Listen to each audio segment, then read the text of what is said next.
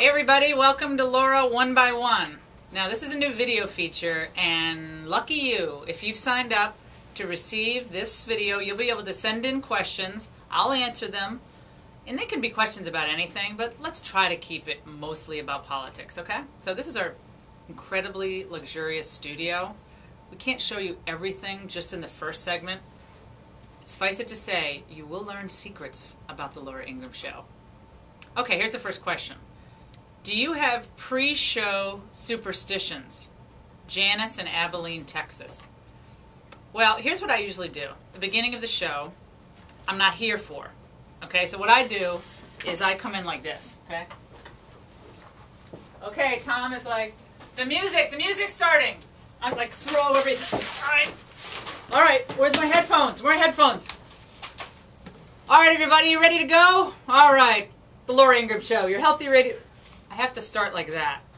I think a key problem with a lot of, well, some shows is that there's too much prep time. You got to go in with the adrenaline. You got to hit with the adrenaline in your heart, in your veins. Well, no, we really prepare, but I like coming in at the last minute. Otherwise, I start tinkering around too much with what my staff has put together. So that is kind of a pre-show superstition. That and sitting on the life cycle and thinking, cogitating on things. All right, what's the first thing you do after a show? I don't know if I can reveal that.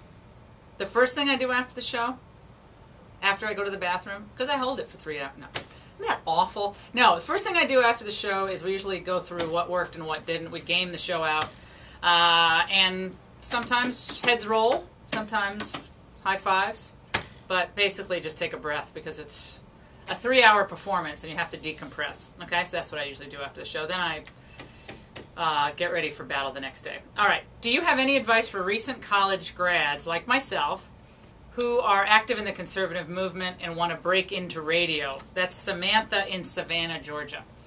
Well, Samantha, I think the way to be a success in the media is to do something else first. In other words, don't say, I want to go into the media, but you've got to be a success in another area of life. I think you bring more to the table when you have some extra media experience. And for me, obviously, I was a speechwriter in government, and then I was a lawyer for some time. I was a law clerk, and that gives me a different take on things, I think, and I think it helps me actually be a better host and understand, Supreme Court arguments and how to argue a case, how to cross-examine a guest if necessary. So for me, that really helps the show, and I think makes, I hope, the show for you guys more interesting. So that's my advice. Go do something else, then segue back to the media. Who has bigger biceps, you or Michelle? I think I'm going to have to put that, well, you can't see it. See, if I'm wearing my long sleeves, you can't see it.